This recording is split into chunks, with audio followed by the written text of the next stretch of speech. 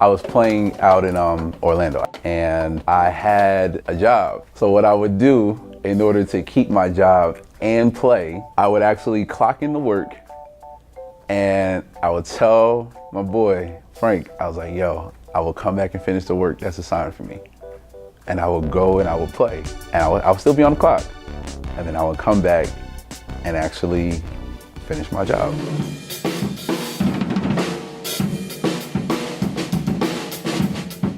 I got started playing drums in church. I was sitting on the bench with a long line of drummers in front of me. And it just so happened, one year, a lot of changes happened at the church that I grew up at, and it was my turn. And I remember playing with just one hand, one right hand and my right foot on the bass drum.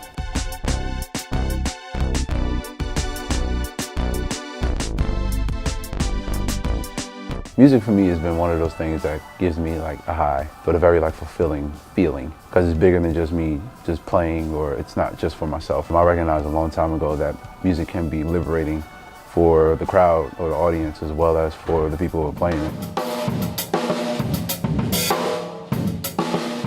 Music is literally a part of our soul, and I feel that every time I play. Seeing people's faces light up and seeing them actually feel what the band is trying to push out. And that's where I got the concept of music in your soul.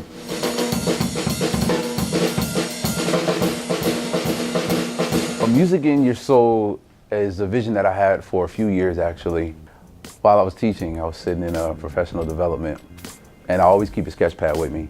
And I just started sketching out different ideas, and I filled up 3 or 4 pages of the sketchbook with literally line by line of ideas of what music in your soul is, or it wasn't music in your soul at the time, but what it would look like if I ventured out on my own and actually started or created a movement for people who love music and love to express how it is a part of their everyday life. So Music in Your Soul, along with the merchandise, the music workshops, is also me playing drums professionally. I play with a few bands in Philadelphia. One is Johnny Popcorn. We're a Philly-based band. Then I play with a jazz trio, Stephen Mittenall and company. And then I do some freelance stuff on the side as well. And I love it.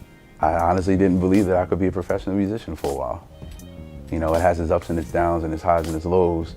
And I want the youth to be able to see how important that is for their life. And if that's what you want to do, then don't let it go. Still do what you have to do in the meantime, handle your business, but make sure you never let go of those dreams and those visions too. I actually feel really blessed that I've been gifted to understand and convey how I feel through music.